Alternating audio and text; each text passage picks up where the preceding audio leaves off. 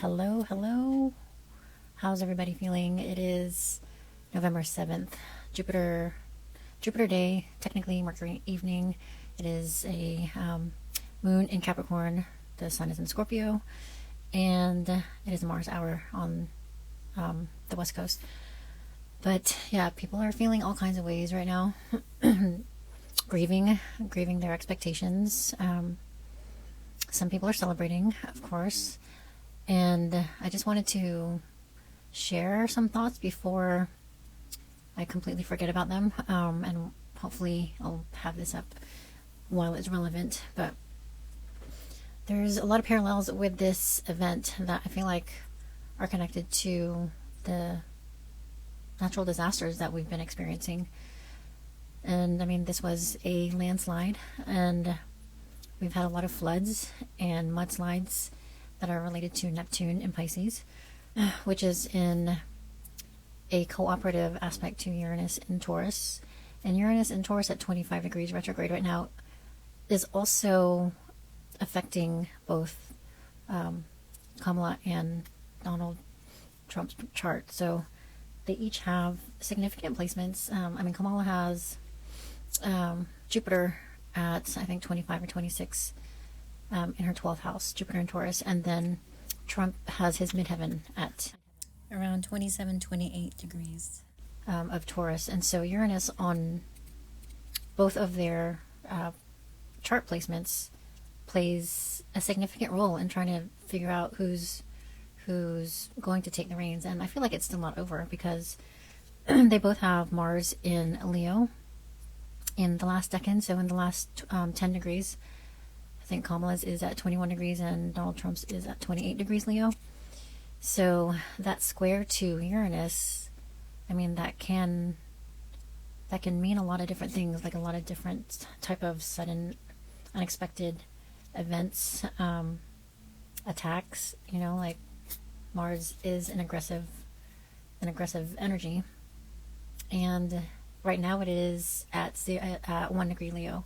So it just entered Leo, and it's getting ready to retrograde. It'll retrograde in about a month, but it'll go to 7 degrees Leo, and then December 6th, I believe it goes retrograde, but it's going to oppose Pluto in what will be in Aquarius by then. So, and Mars and Pluto are both rulers of Scorpio, and Mars can be seen as like police force, military. Mars is like the energy that serves the empire, and Pluto is the empire, like the powers that be. And I kind of see this as like internal combustion, or like the powers that be, or the authorities imploding in on itself, like fighting with each other. And I mean, if we think about, well, in my opinion, these political parties are two wings of the same bird, and so they are both trying to retain power, trying to retain authority, keep things the same, but the way each of them are going about it is not in agreement.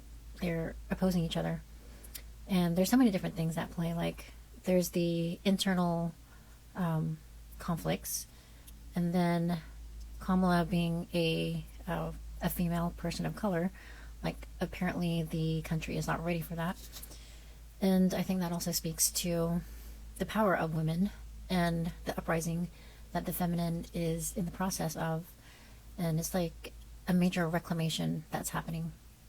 And this, I think I mentioned it in a few videos ago, where there's a lot of asteroid goddesses coming to the surface and really making significant aspects to these other outer planet energies. And like that's even emerging through the natural disasters. Like the Earth is Gaia, and the Earth sign Taurus is related to Gaia, and one of the fixed stars in Taurus is Algol, Medusa's head, the demon star, and she has a lot of dark mythology connected to her that she is reclaiming. This quote-unquote demon star is also connected to losing one's head, either literally or figuratively, heads of state losing their status.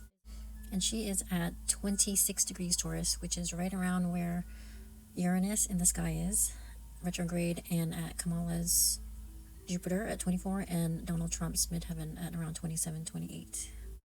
Gaia has been, has gone through a lot of abuse and, pardon the phrase, but has been raped of her resources for so long. There's a lot of regeneration happening right now. Haumea is also in Scorpio, so she is in a fixed sign, and so as these other planets in fixed signs in Leo, Mars in Leo, and Uranus in Taurus, Haumea is going to be activated, and Haumea is the energy of rebirth, like regeneration. But in order for regeneration to happen, there needs to be space created, and that can only happen if something is destroyed. In the sign of Scorpio, Scorpio is all about transformation, death, and rebirth, and the rising of the phoenix. And so this whole process of Uranus and Taurus in a fixed sign, and then Mars in Leo, and then Pluto moving into a fixed sign Aquarius, it's going to activate a lot of changes, a lot of major changes from macro level to micro level. We've seen the natural disasters, the floods, the hurricanes, the earthquakes, but that's Earth kind of doing its thing, and once all of these things are wiped out or destroyed, it's going to require rebuilding, and the way things will be rebuilt is going to be in a whole new way of approaching things. We have new technology that we can use, new ideas, new requirements and needs to keep in mind. And the same thing goes with this election and who's taking the reins. I kind of think of this as this natural disaster that we are meant to witness, and it's one of those things that's going to erode what was not maintained with integrity, and it's going to bring to the surface a lot of ugly truths. And Pluto in Capricorn right now, that's what we're in the process of. A lot of corruption has been revealed, and there's no mistaking it. They're hanging on for dear life, trying to cover up, trying to see what still works, and if anybody is still able to have the wool pulled over their eyes. And as Pluto moves into Aquarius, even more things will be exposed in the systems and the technology especially. So it's going to be this whole process of exposure, and Mars and Pluto will have 2 more oppositions in the sign of Leo and Aquarius. And so there's going to be even further internal conflict between the police force and the powers that be. With Pluto in Aquarius now, it'll be power to the people. So we definitely want to stay calm and prepared, and trust that all of these events that are happening are conspiring in our favor in one way or another. It's hard to see if you look at it with just this kind of narrow perspective, but if we zoom out and look at this from, I like to call it a cosmic eye view, the big picture, if we can understand the energies that are at play and how they're kind of in these particular cycles that are once in a lifetime, really. These outer planets Neptune, Uranus, Pluto, they all have different life cycles. So Neptune's orbital cycle is 165 years. Pluto is around 248 years. Uranus is 84 years. Saturn's is 29.5 years. And Jupiter's 12 years. But they are all funneling into these 1 or 2 year time periods where they're all changing signs at the same time, and they're all shifting into yang signs, yang signs, masculine signs, so air and fire. Neptune and Saturn moving into Aries, Uranus moving into Gemini, and Pluto moving into Aquarius. Those are huge shifts that are happening in a relatively short period of time, 1 or 2 years. These shifts for all 3 of these planets, for them to shift in within, they'll be in the same decan when they shift together, you know, because the rate of their movement lines up just so. So, yeah, I'm feeling like the outcome of this election isn't completely like the what is it, like the fat lady hasn't sung yet. I feel like there's still more to come, because Uranus is still in Taurus, right on Kamala Harris's Jupiter and Donald Trump's midheaven. So there's that. There's there was another thing that I was thinking, like, there's more to come. The fixed star Algol is also at around 26 degrees Taurus, which is connected to losing one's head, either literally or figuratively. It's also been known to reflect heads of state, monarchs, losing their status, their title. Agent of Pluto on Instagram kind of spoke to this pretty accurately. There's still more to come, more uprooting to be done. So yeah, everything is conspiring in our favor, believe it or not. You know, even though some of our expectations weren't met. I mean, I like I said, I feel like both parties are two wings of the same bird, serving the same empire. So they just go about things differently. So who knows what's real? We also have to, like, keep that in mind, that, you know, not everything is going to be as it appears. But the best thing to do right now is stay in our creativity and, you know, trust that we have the power and we don't need to give our power away and allow external forces to tell us what to do, like how to live, you know, control our finances. And I think that's going to become really apparent over the next couple years. Like, things are going to emerge. Who's going to do that? Who's going to expose how corrupt the systems are and have been, how fraudulent they have been? But they will be revealed. And it's like that movie, I think it's called La Belle Verte, like The Green Beautiful. It's a French movie from, I believe, the late 80s, and it was banned in Germany. And gosh, what do they call it? It was like an uprising, a huge boycott, and they essentially threw all of their appliances out the window. They totally rebelled. They did not participate in the system, and they came together amongst themselves and created their own community. And I think that's one of the things that will come of this, is we're going to see how self-reliant we can be, and how well we can take care of one another without the rules and restrictions of government or anybody else outside of us. Like, we have the inherent, like, goodness in us to look out for one another with true integrity, with true care and compassion, because it's already become apparent that, you know, the powers that be really don't have our best interests at heart.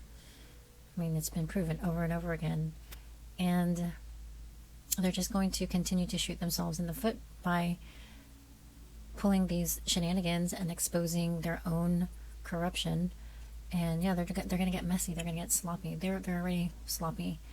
And I mean, it's really, like, kind of a joke. Like, I can't imagine how the aliens are seeing us and just kind of just waiting to step in before we really screw things up. But we have to keep things in perspective. You know, like, we are energy, and, like, the little events, the little scuffles and disagreements and, you know, unmet expectations,